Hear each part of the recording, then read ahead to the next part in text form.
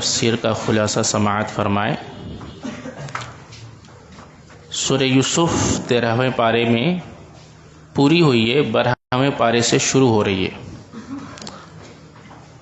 اللہ رب العالمین نے اس سورہ کو احسن القصص کہا۔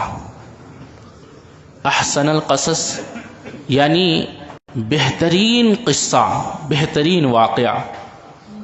قرآن میں جتنے بھی واقعات بیان ہوئے ہیں، قصے بیان ہوئے ہیں، کسی بھی قصے کو اور واقعے کو یہ اعزاز نہیں ملا ہے، یہ امتیاز صرف اور صرف سورہ یوسف کو اللہ رب العالمین نے عطا کیا ہے۔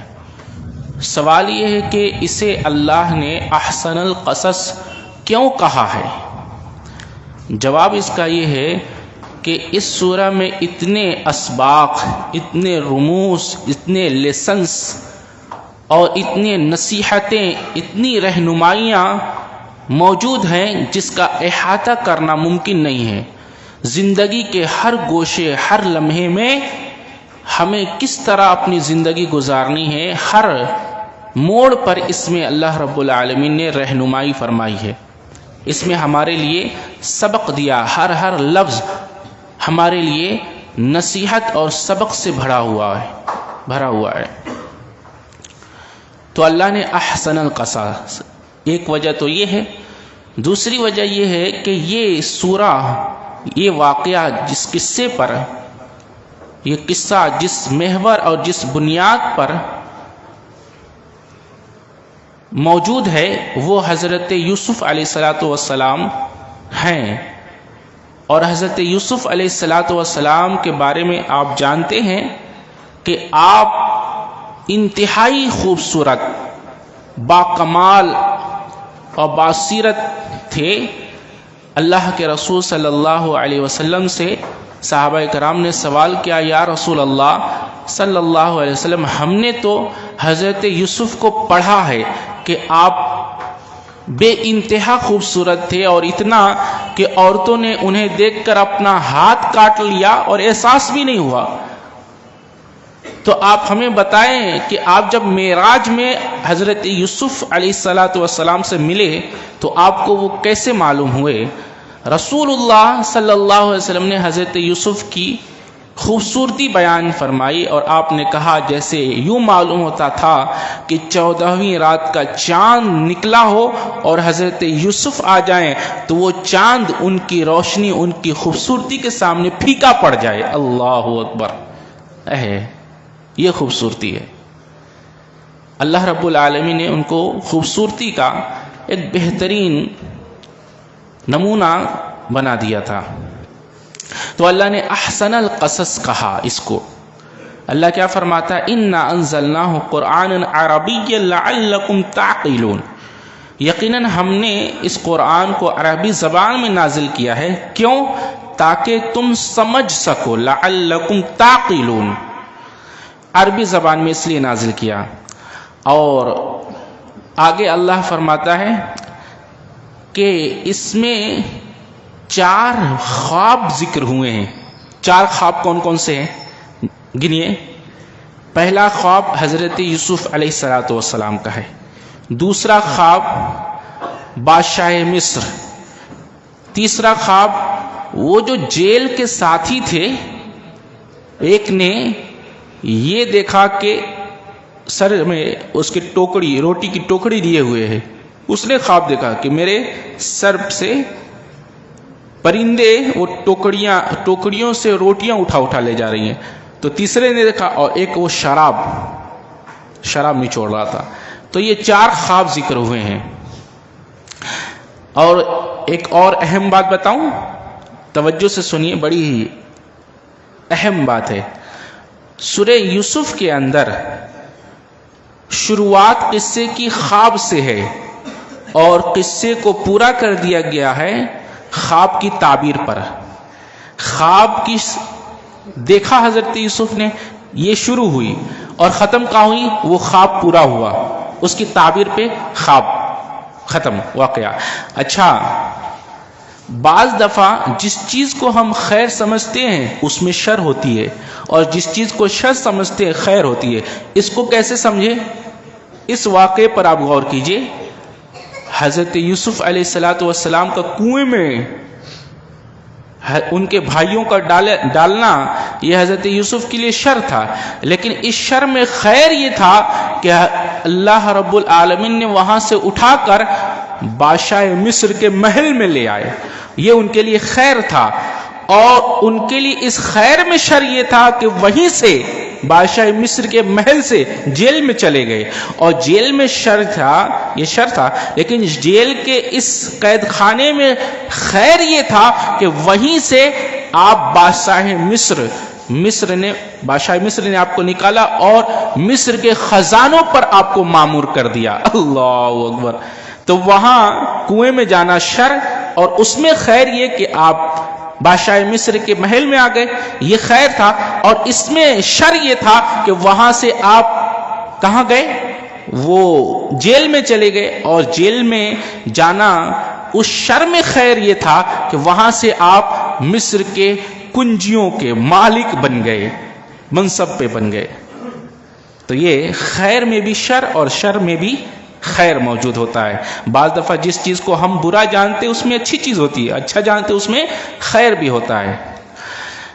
اچھا، ایک اور اہم چیز ہے، جس شخص کو غم پریشان کر رہا ہو اور چاروں طرف اسے روشنی کا کوئی دروازہ نظر نہ آتا ہو، اسے چاہیے کہ سورہ یوسف پڑھے۔ سورہ یوسف پڑھے گا تو اللہ رب العالمین اس کے غم سے نکال کر روشنی میں لے آئے گا، کیونکہ سورہ یوسف میں ایسا واقعہ ہے۔ سورہ یوسف اپنے آپ میں اتنی تاثیر رکھتی ہے۔ کیا واقعہ ہے؟ کیا خواب دیکھا حضرت یوسف نے؟ 11 ستارے، سورج اور چاند مجھے سجدہ کر رہے ہیں۔ حضرت یعقوب علیہ السلام سے اپنا خواب کا ذکر کیا۔ یعقوب علیہ السلام ان کی بشارت کس نے دی؟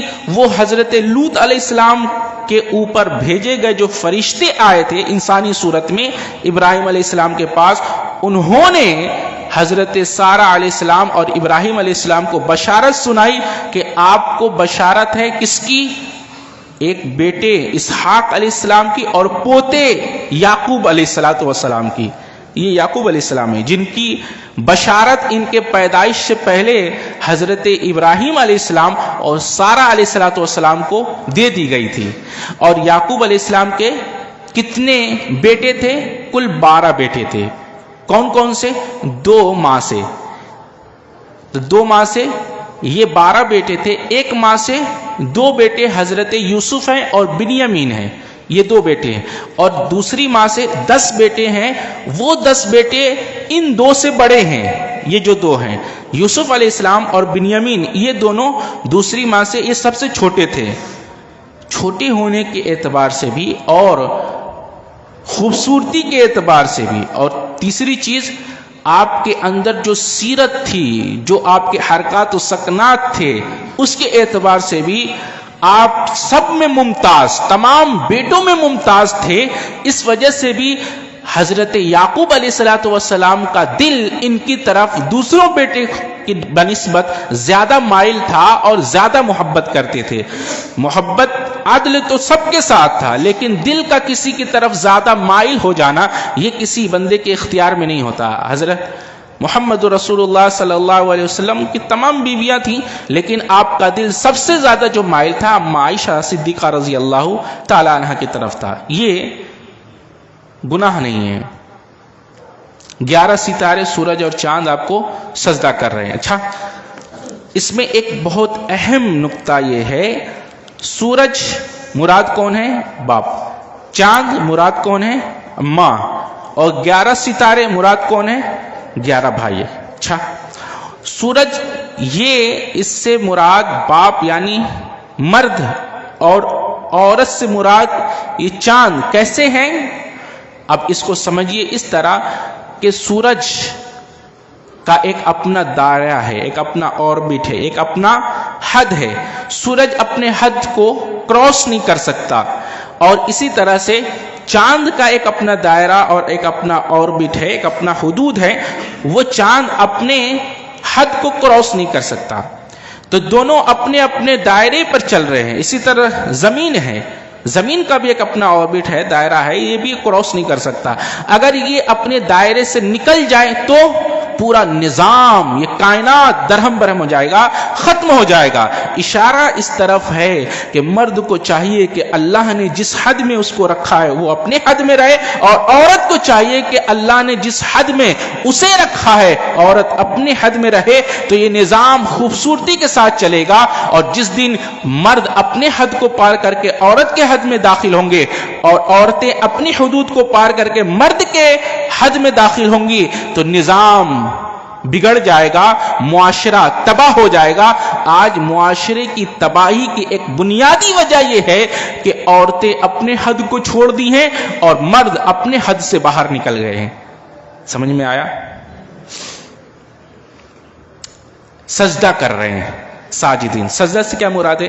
کیا یہ سجدہ کیا جا سکتا ہے؟ نہیں، یہ سجدہ تعظیمی محمد رسول اللہ صلی اللہ علیہ وسلم کی شریعت میں حرام کر دیا گیا۔ آپ صلی اللہ علیہ وسلم نے فرمایا اگر میں کسی کو حکم دیتا اللہ کے علاوہ سجدہ کرنے کا، تو عورت کو، بیوی کو حکم دیتا کہ شوہر کے سامنے سجدہ کرے، لیکن اللہ کے علاوہ کسی کو بھی سجدہ کرنا روا اب نہیں ہے۔ تو سجدہ تعظیمی یہ ختم ہو گیا، اس وقت میں تھا۔ کیا دیکھ رہے ہیں؟ وَكَذَلِكَ يَجْتَبِيكَ رَبُّكَ وَيُعَلِّمُكَ مِن تَأْوِيلِ الْأَحَادِيثِ وَيُتِمُّ نِعْمَتَهُ عَلَيْكَ وَعَلَى آلِ يَعْقُوبَ كَمَا أَتَمَّهَا عَلَى أَبَوَيْكَ مِن قَبْلُ إِبْرَاهِيمَ وَإِسْحَاقَ إِنَّ رَبَّكَ عَلِيمٌ حَكِيمٌ۔ دیکھیں اس لفظ کو پکڑ لیجئے، علیم حکیم، شروع ہوئی ہے، یہ واقعہ شروع ہوا ہے اللہ کی صفت علیم اور حکیم سے، اور دیکھیں گے بیچ میں بھی ایک بار آیا ہے اور پھر آخر میں، سورہ کے آخر میں بھی علیم اور حکیم آیا ہے۔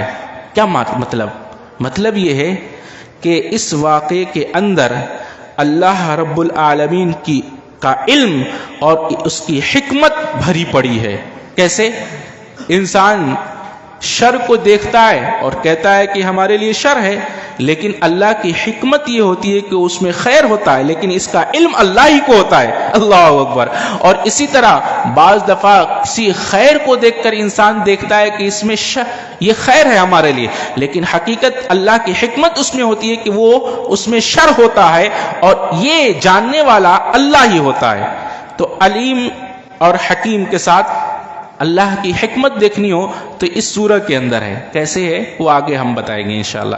لقد کان فی یوسف و اخوتہ آیات للسائلین۔ اللہ اکبر۔ اللہ فرماتا ہے یوسف علیہ السلام اور اس کے بھائیوں میں پوچھنے والوں کے لیے بڑی بڑی نشانیاں ہیں۔ بڑی بڑی نشانیاں کیا کیا ہیں؟ آگے دیکھیے۔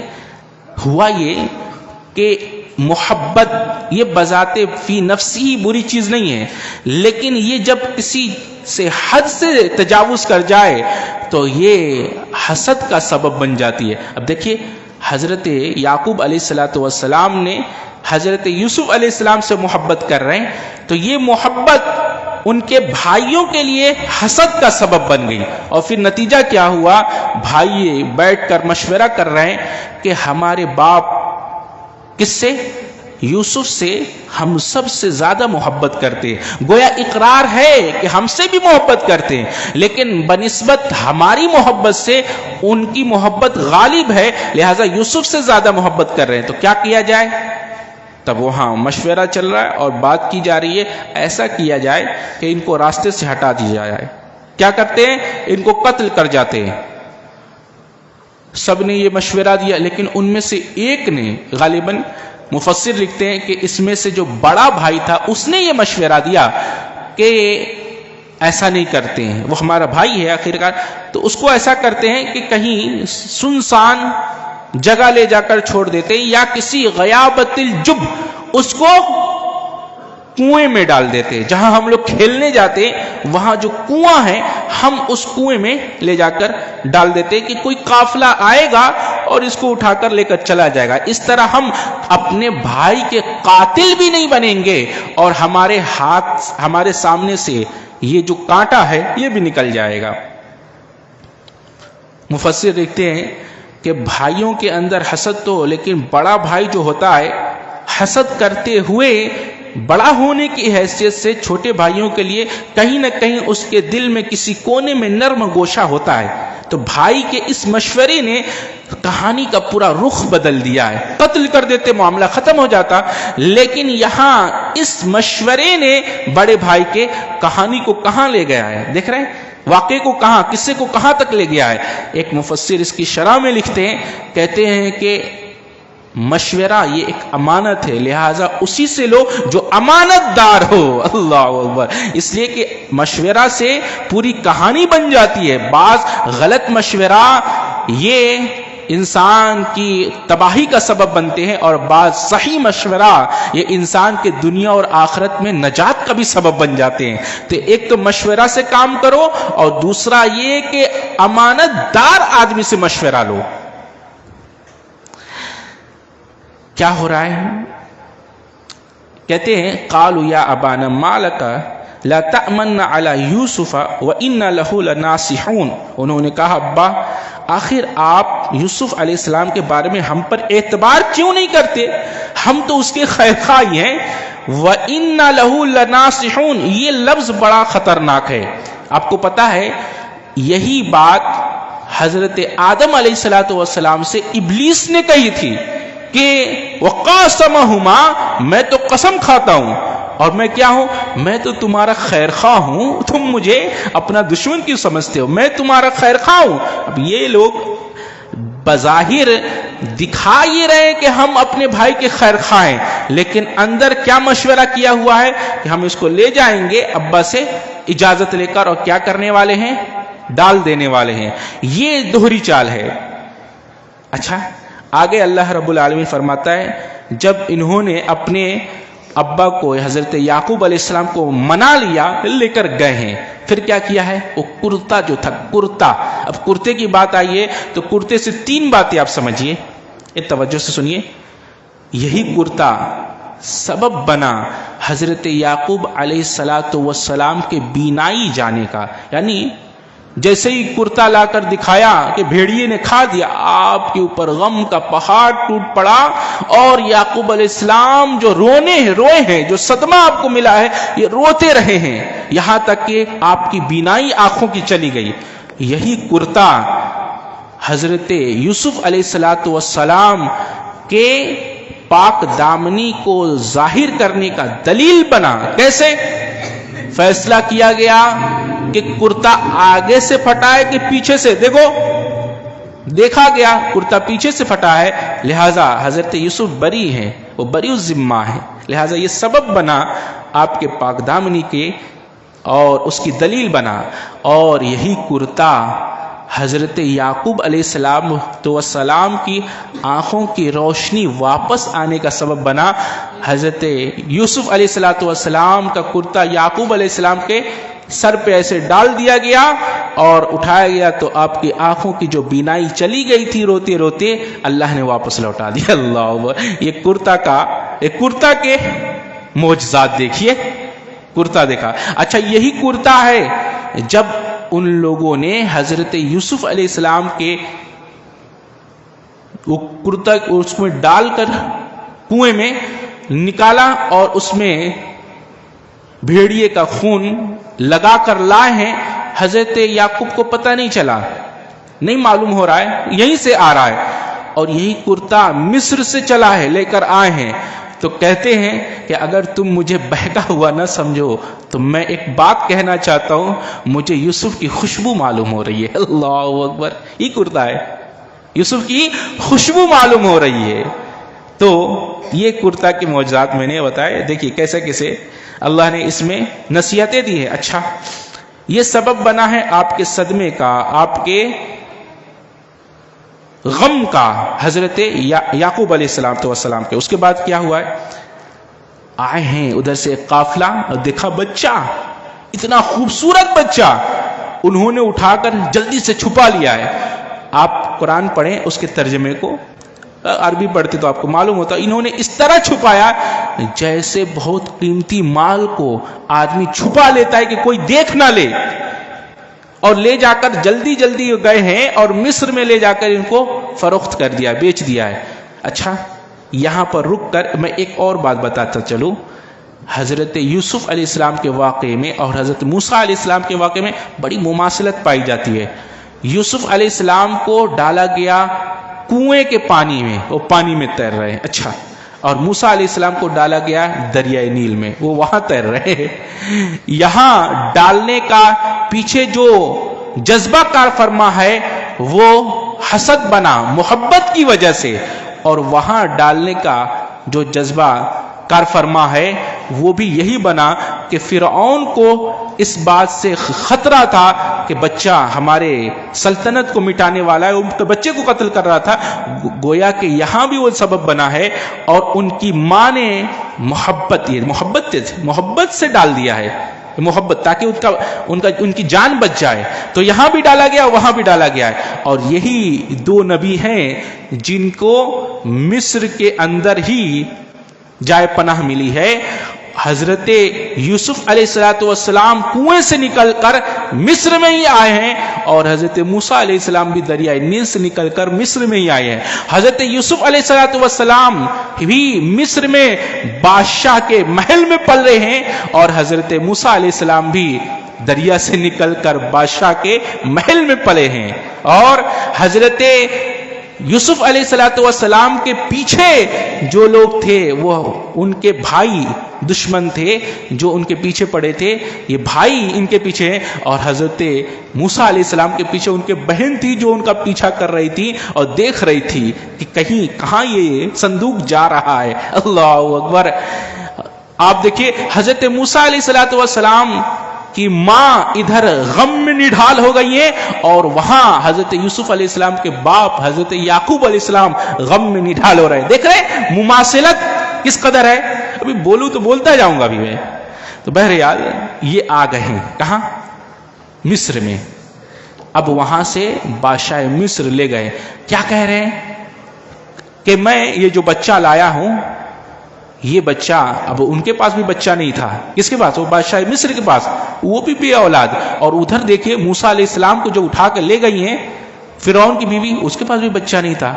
وہاں وہ کہہ رہی ہے کہ ہم اس بچے کو اپنا بیٹا بنا لیں گے، اور یہاں بھی بادشاہ مصر جو حضرت یوسف کو لے گئے ہیں، ہم اس کی پرورش کریں گے، ہو سکتا ہے کہ ہم اس کو اپنا بیٹا بنا لیں۔ اللہ اکبر۔ دیکھ رہے مماثلت دیکھیے۔ تو وہاں پر بھی ان کو لے گئے، کاش کہ ہم اس کو اپنا بیٹا بنا لیں گے۔ اچھا اب یہ پل رہے ہیں، بڑھ رہے ہیں، کہاں؟ بادشاہ مصر کے گھر میں پل رہے ہیں، اپنی جوانی کی امنگ کو پہنچ گئے ہیں۔ یہاں پر ایک مفسر نے ایک اہم باریک نقطہ لکھا ہے، وہ کہتے یہ ہیں کہ جتنے بھی بچے جو نوجوان جوانی کی عمر کو پہنچتے ہیں، 17 سال 18 سال 19 سال 20 سال، ایسے بچوں کو جو غیر محرم ہیں گھروں میں بے دھڑک آنے کی اجازت نہ دی جائے، اس لیے کہ شیطان کھلا ہوا دشمن ہے۔ وہ گرچہ ہی لوگ کہہ دیتے تو ہمارے بچے کی طرح ہے، ہمارے گھر میں آتا جاتا رہتا ہے، لیکن وہ غیر محرم ہے، چاہے وہ چچا کا لڑکا ہو، پھپھا کا لڑکا ہو، ماما کا لڑکا ہو، ہے تو غیر محرم، لہذا بے دھڑک اس طرح سے آنے کی اجازت نہیں چاہیے، شریعت سکھاتی ہے۔ لہذا اگر کچھ گڑبڑ ہوتا ہے تو اس کے ذمہ دار ہم اور آپ ہیں۔ شریعت نے اس سے منع فرمایا ہے کہ ایسے لوگوں کو باقاعدہ ان کے اوپر پہرا لگایا جائے، اس لیے کہ شیطان انسان کے خون کے ساتھ دوڑتا ہے، کب ذہن پلٹ دے، کب نظر پلٹ دے، کب دل پلٹ دے، کوئی نہیں جانتا ہے کہ نہیں۔ پھر یہ پل رہے ہیں، بڑھ رہے ہیں، ادھر تو نبی ہیں، انبیاء ہیں، تو یہاں انبیاء تھے تو یہ نہیں بہکے، تو وہ جو عورت تھی وہ پھسل گئی، عورت پھسل گئی، اور یہ بڑھتے رہے، جوانی کی امنگ پر آتے رہے۔ ایک مفسر کہہ رہے تھے، انہوں نے کہا کہ یہ جو عورت ان کو اپنی طرف مائل کرنے کے حربے جو اپنا رہی تھی، ان حربوں کو میں نے گینا، وہ کہتے ہیں کہ تقریباً 11-12 حربے اس نے اپنائے ہیں، 12 حربے، 12 طرح کے جال اور 12 طرح کے مکر اس نے اپنائے ہیں ان کو اپنی طرف مائل کرنے کے لیے، پھر بھی وہ مائل نہیں ہوئے ہیں۔ اللہ اکبر، پھر بھی مائل نہیں ہوئے ہیں۔ اچھا حضرت یوسف علیہ السلام کو یہ مائل کرنا چاہ رہی تھی. عورت کیسی تھی؟ دیکھیے نسب والی، خوبصورت، مالکن ہے، رانی ہے، بیوی ہے. کہتے ہیں یہ سب بھول گئی، اس قدر محبت کا نشہ چڑھا اور صرف وہ ایک عورت رہ گئی. اللہ، سب بھول گئی، صرف کیا رہ گئی؟ عورت رہ گئی. کہ وہ بھول گئی کہ بیوی ہے، رانی ہے، مالکن ہے، اور یہ مالکن بنی ہے. اب سب بھول کر یہ کیا رہ گئی؟ ایک عورت رہ گئی. کیا کیا؟ کا غلقت الابواب، کا دروازوں کے اندر بلایا. ایک دروازے نے، غلقت الابواب، باب کی جمع ابواب ہے، کئی دروازوں کے اندر لے گئی اور کہا قال حیت لک.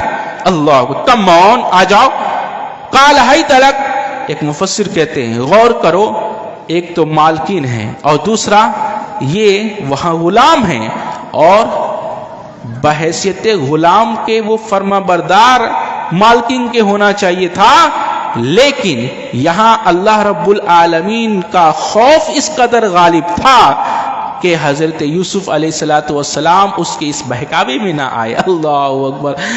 عموماً انسان کمزور ہو، جس کے گھر میں پلا بڑا ہو، بحیثیت کمزور کے اور بحیثیت غریب کے احسان تلے دبا ہوا ہوتا ہے، اور احسان تلے دب کر وہ مطیع بن جاتا ہے، وہ اطاعت کر لیتا ہے اپنے مالکوں کی. لیکن اللہ رب العالمین نے کس قدر محفوظ فرمایا ہے. غور کیجئے تو اس میں نوجوانوں کے لیے ایک بہترین نصیحت ہے، ان لوگوں کے لیے جو اپنے ایمان اور اپنے عمل کو برباد نہیں کرنا چاہتے. ان نوجوانوں کے لیے اس میں بہترین نصیحت کیا ہے؟ دیکھیے سارے اسباب مہیا ہیں. اسباب کیسے؟ کئی دروازوں کے اندر کوئی دیکھنے والا بھی نہیں ہے، اور طالب عموماً یہ ہوتا ہے کہ مرد طلبگار ہوتے ہیں اور مطلوب عورتیں ہوتی ہیں. لیکن یہاں یہ قانون الٹ گیا ہے، عورت طلبگار ہے اور مطلوب مرد ہے. اللہ اکبر. قانون الٹ گیا ہے. عورت قال حیت لک بلا رہی ہے، اور حضرت یوسف علیہ السلام کا جو الفاظ ہیں وہاں وہ نوٹ کیجئے. قال معاذ اللہ، اللہ کی پناہ چاہتا ہوں. اللہ اکبر. یہ ایمان اور یہ تقوی، ایک مفسر نے ایک بہترین بات لکھی ہے، کہا ہے یہاں انسان کے اندروں اور جذبات جو پاور ول ہے اس قدر مضبوط حضرت یوسف علیہ السلام کا ہوا کہ سارے اسباب مہیا ہونے کے باوجود انہوں نے اپنے دامن میں داغ نہیں لگنے دیا. اللہ اکبر. خوبصورت بھی ہے، مالکن ہے، مہارانی ہے، اس کے سائے تلے، احسان تلے دبے ہوئے ہیں، پھر بھی اور کوئی موجود نہیں ہے، سارے گناہ کے اسباب موجود ہیں، پھر بھی اس وقت دیکھنے والا جو ہے وہ صرف ایک ہی ذات ہے، اللہ رب العالمین کی ذات ہے. اس وقت انہوں نے کہا قال معاذ اللہ. لہذا آج ہمارے پاس بھی اسباب موجود ہے. نوجوانوں کے لیے بہترین نصیحت یہ ہے کہ آج اے نوجوان تمہارے پاس سارے اسباب گناہ کے موجود ہیں. تم چاہو، جب چاہو، جیسے چاہو تم زنا کر سکتے ہو، گناہ کر سکتے ہو. آنکھوں کا زنا، ہاتھوں کا زنا، شرمگاہوں کا زنا، سارے اسباب مہیا ہیں، سارے ذرائع مہیا ہیں، لیکن تمہیں چاہیے کہ تم سنت یوسفی کا عمل کرو اور تم کہہ دو قال معاذ اللہ. پھر اللہ رب العالمین تمہیں ایسے ہی سر بلند کرے گا، ایسے ہی تکریم، ایسے ہی تمہاری عزت افزائی کرے گا جیسے اللہ رب العالمین نے حضرت یوسف کی فرمائی ہے. جیسے انہوں نے کہا قال معاذ اللہ، یہ کہہ کر اور فوراً دوڑے ہیں. صرف یہ نہیں کہ اللہ کی پناہ طلب کی، دعا کیے، نہیں، بلکہ بھاگے ہیں، دوڑے ہیں. معلوم یہ ہوا گناہ سے بھاگ کر دیکھو، پھر تمہارے لیے ہم اسباب اور ذرائع کا دروازہ کس طرح کھولتے ہیں. اللہ اکبر. کیسے تمہیں بچاتے ہیں. حضرت یوسف علیہ السلام بھاگے اور غلقت الابواب، کئی دروازوں کے اندر تھے. کہتے یہ کہ بھاگتے گئے اور دروازہ کھلتا گیا، دروازے کھلتے گئے. اللہ اکبر. دیکھ رہے. اور پھر جیسے ہی اس نے پیچھے سے دوڑ کر دامن پکڑا ہے، وہ پیچھے سے دامن پھٹ گیا ہے، اور سامنے اس کا شوہر موجود تھا. فوراً کہنے لگی کہ اس شخص کے بارے میں تیرا کیا ارادہ ہے جو تیری بیوی پر اپنی نگاہ ڈالے؟ یا تو اسے سولی چڑھا دے، قتل کر دے، یا پھر تو اسے جیل میں ڈال دے۔ اللہ اکبر۔ ایک بات بتاؤں، اللہ نے یہ عورتوں کے بارے میں کہا کہ ان کا مکر یہ بہت سخت ہے، اور اللہ رب العالمین نے ایک جگہ دوسری جگہ سورہ نساء میں کہا کہ شیطان کا مکر انسان کے لیے کان ضعیفہ، یہ بڑا کمزور ہے۔ شیطان کا مکر کمزور ہے، لیکن عورتوں کا مکر بڑا سخت ہے۔ گویا معلوم یہ ہوا یہ شیطان کی بھی خالہ ہیں، شیطان کی بھی خالہ ہیں۔ اللہ نے عورتوں کے لیے کہا کہ ان کا مکر بڑا سخت ہے، لیکن جہاں شیطان کی بات آئی وہاں کہتا ہے ان کا مکر بہت کمزور ہے۔ مفسر لکھتے ہیں کہ وہ اس طرح کہ عورتوں کا فتنہ ہی بنی اسرائیل کی تباہی کا سبب بنا ہے، لہٰذا دیکھنا، تم خیال کرنا اس کے فتنے میں نہ پڑنا۔ اے نوجوانوں، خیال کرو، یہ تمہارے ایمان کو لوٹنے کے لیے کافی ہیں، یہ تمہارے اعمال برباد کرنے کے لیے کافی ہیں۔ تم سے پہلے جو قومیں گزری ہیں ان کی تباہی کا سبب یہ عورتیں تھیں، لہٰذا ان سے دور رہو۔ اللہ اکبر۔ ہاں، ساری عورتیں ایسی نہیں ہوتی، اللہ رب العالمین نے عورتوں میں بھی پاک باز عورتیں اس دنیا میں بھیجی۔ حضرت مریم علیہ السلام ہے، حضرت خدیجہ ہے، حضرت اماں عائشہ ہیں، اور حضرت آسیہ ہیں۔ جنتی عورتیں ہیں، ایسی عورتیں مثالی عورتیں ہیں۔ تو اللہ رب العالمین نے ان کا نقشہ کھینچا۔ اچھا آگے دیکھیے اب کیا ہوا۔ جیسے ہی یہ معاملہ طے ہوا، ٹھیک ہے، سامنے نظر آ گیا، اب شوہر نے دیکھ لیا غلطی کس کی ہے، کہا کھلے بلی کرو، ختم کرو۔ لیکن یہ معاملہ ابھرتا گیا، دیکھا کہ بدنامی بہت زور و شور سے ہے، تو آخر کار اس کو اٹھا کر حضرت یوسف کو کس میں، جیل میں ڈال دیا گیا۔ اب جیل میں یہ موجود ہے، وہاں پھر ان کے دو ساتھی مل رہے ہیں۔ اللہ، دو ساتھی مل رہے ہیں، اور وہ کیا کہہ رہے ہیں، میں تو آپ کو تمام لوگوں میں محسنین پاتا ہوں، سب سے اچھا پاتا ہوں، اب بڑے اچھے معلوم ہوتے ہیں۔ گویا جیل میں بھی ایسا اخلاق پیش کرتا ہے۔ نبی جہاں ہوتا ہے، مومن جہاں ہوتا ہے، تمام لوگوں میں اپنا ایک الگ پہچان رکھتا ہے، ایک الگ اس کی امیج ہوتی ہے۔ جیل میں ہے اور جیل میں ایسا اخلاق پیش کیا ہے، وہ کہتے ہیں، وہ دو لوگ جو آئے ہیں، آپ کو ہم تمام لوگوں میں سب سے ممتاز اور الگ پاتے ہیں، سب سے اچھا پاتے ہیں۔ تو ہم نے ایک خواب دیکھا ہے، ہم چاہتے ہیں کہ اس کی تعبیر آپ بتائیں۔ اب وہی خواب بتا رہے ہیں، کون؟ وہ ساقی تھا جو شراب پلاتا تھا بادشاہ کو، ایک نانبائی تھا جو روٹی بناتا تھا۔ کیا کیا اس نے؟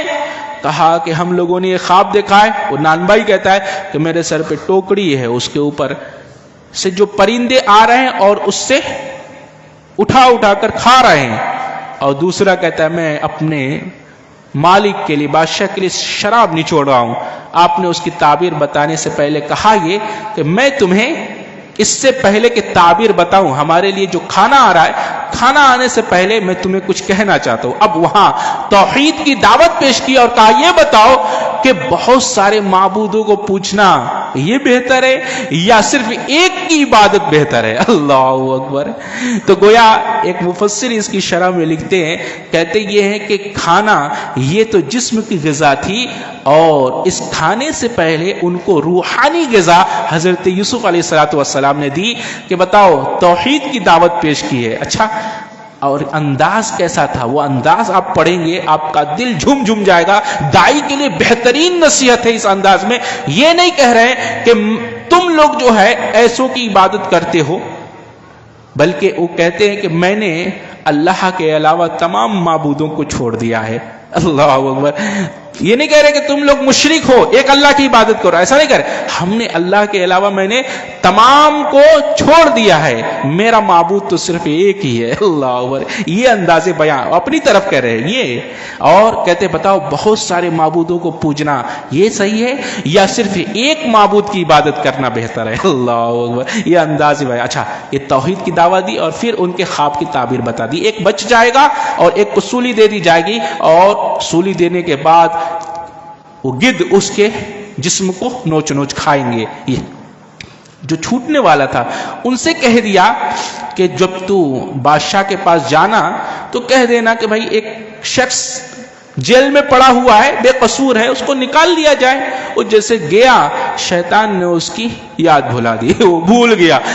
مفسرین لکھتے ہیں، بعض مورخین لکھتے ہیں 9 سال کا عرصہ بیت گیا، 9 سال تک یاد ہی نہیں آیا اس کو کہ کسی نے کچھ کہا تھا بعض دفعہ۔ اب یہ گزرتا گیا، اب وہ بادشاہ ایک خواب دیکھتا ہے۔ اب وہ خواب کیا دیکھتا ہے؟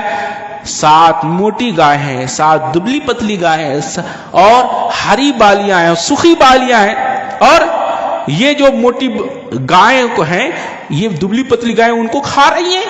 اچھا، اب یہ خواب دیکھا جب بادشاہ نے، اس وقت کے تمام نجومیوں کو بلایا دربار میں اور کہا کہ میں نے یہ خواب دیکھا، اس کی تعبیر بتاؤ۔ سب نے کہا اضغاث احلام، یہ تو پریشان کن خواب ہے، اس کی کوئی تعبیر نہیں ہو سکتی۔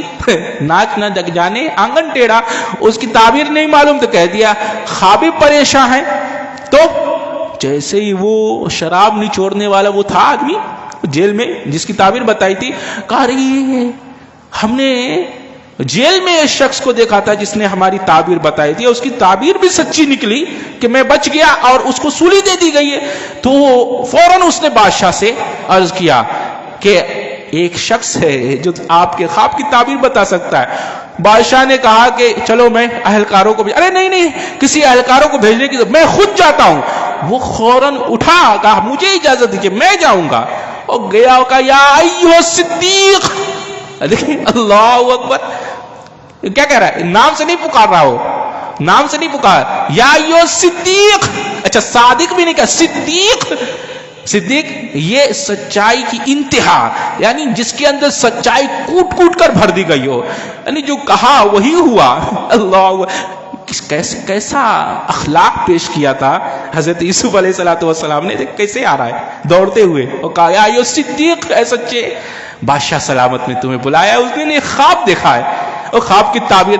اچھا یوسف علیہ السلام کہہ سکتے تھے میں نہیں بتاتا، میں نے کب تم سے کیا کہا تھا کہ جا کے میرا ذکر کرنا، اب آتا ہے 9 سال بتا کر آ رہا ہے۔ نہیں، انبیاء کی سیرت دیکھیے، کہتے ہیں کہ ٹھیک ہے خواب دیکھا ہے نا، اس کی تعبیر میں بتاتا، تو تعبیر بتا دی۔ اچھا پھر کیا ہوا؟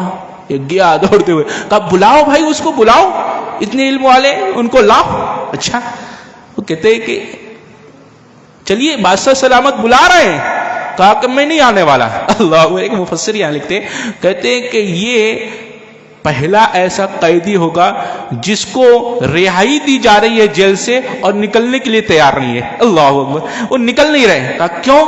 کہا جب تک میرے معاملے کی تفتیش نہ کر لی جائے میں باہر آنے والا نہیں ہوں۔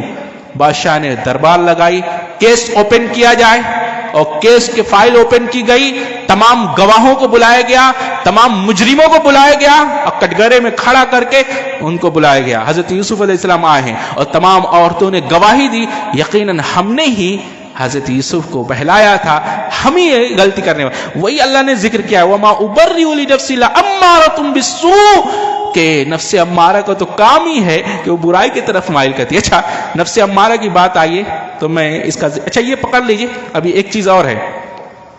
حضرت یوسف علیہ السلام کو جب بلایا گیا ہے، یہ آئے ہیں، ایسا کیوں نہیں پہلے کیوں نہیں نکل گئے؟ یہ شرط پر کیوں آئے ہیں کہ جب تک میرے معاملے کی تفتیش نہ کر لی جائے میں باہر آنے والا نہیں؟ اس شرط پر کیوں آ رہے ہیں؟ اس وجہ سے کہ اگر بادشاہ کے بلانے پر آتے تو بادشاہ کا احسان ہوتا حضرت یوسف علیہ السلام پر، اور جب معاملے کی تفتیش ہونے کے بعد نکلے ہیں تو یہ ان کا حق ہے۔ اللہ اکبر، تو نبی ایسا ہوتا ہے کہ وہ کسی کا احسان نہیں لیتا۔ اللہ اکبر، کتنی زبردست تھی، بادشاہ کے بلانے پر نہیں آیا، کیوں؟ اگر وہ اس وقت آ جاتے معاملہ جیسا کا تیسا رہ جاتا نا، معاملے کی صفائی نہیں ہوتی، معاملہ ویسے ہی مبہم رہ جاتا، واضح نہیں ہو پاتا، تو معاملے کی وضاحت ضروری تھی۔ اور دوسرا یہ کہ یہ احسان نہیں ہوتا، یہ حق ہوئے۔ حضرت یوسف علیہ السلام نے کہا کہ پہلے معاملے کی تفتیش کرو پھر نکلتے ہیں۔ معاملے کی تفتیش ہوئی، حضرت یوسف بری ہو گئے، اور اب جو نکلا ہے اپنے حق کے ساتھ، اب کسی کا احسان نہیں رہا۔ اللہ اکبر، یہ دیکھ رہے ہیں؟ اچھا اب آئیے، لَأَمَّارَةٌ بِالسُّوءِ، نفس امارہ کو کام ہی ہے کہ وہ سوء کی طرف، برائی کی طرف مائل کرتا ہے۔ اچھا نفس کی 3 قسمیں، امارہ، لوامہ اور مطمئنہ۔ امارہ کیا ہے؟ امارہ سو، یہ برائی کی طرف مائل کرتا ہے، برائی میں پڑ جائے، برائی اس کی بڑی لذت محسوس کرتا ہے. آپ برا کام کرتے رہیں، لذت ملے برائی میں، یہ نفس امارہ ہے کہ اللہ کے گناہ کے کام کر رہے ہیں اور لذت اٹھا رہے ہیں، اللہ وہ گناہ سے لذت اٹھا رہے ہیں، تو یہ نفس امارہ ہے. اور نفس لوامہ گناہ کرتا ہے ڈرتے ڈرتے، گناہ ہو جائے تو خوف کھاتا ہے، گناہ پر لذت نہیں لیتا بلکہ گناہ ہو جائے تو خوف کھاتا ہے، ڈرتا ہے، پلٹتا ہے. یہ لوامہ. مطمئنہ ایسا کہ گناہ کی طرف مائل ہی نہیں ہوتا اور نیکیاں کرتا ہے تو یہ نیکیوں پہ لذت پاتا ہے، اللہ اکبر. نماز پڑھتا ہے تو نماز کی مٹھاس چکھتا ہے اور نیکیاں کرتا ہے تو اس پر خوشی محسوس کرتا ہے. جو بھی خیر کا کام کرتا ہے ہر خیر میں اسے سکون اور لذت اور اس کی مٹھاس کو چکھتا ہے. یہ نفس امارہ ہے. سمجھ گئے؟ تو یہ حضرت یوسف علیہ السلام کو بہکانے والی جتنی عورتیں تھیں انہوں نے گواہی دے دی اور سب نے اپنے جرم کو قبول کر لیا. پھر حضرت یوسف علیہ السلام آ گئے. اب دیکھتے یہ ہے کہ معاملہ یہ ہے 7 سال ایسے آنے والے ہیں جس میں خوب بارش ہوگی، خوب غلہ ہوگا، اور باقیہ 7 سال قحط پڑنے والی ہے. تو ان 7 سالوں میں اتنا غلہ اگاؤ کہ بقیہ کے 7 سال قحط میں وہ پورا ہو جائے. لہذا اب اللہ رب العالمین نے اس کے آگے وضاحت نہیں کی کہ کیا کیا کیا جائے اور کیا کیا کیا گیا.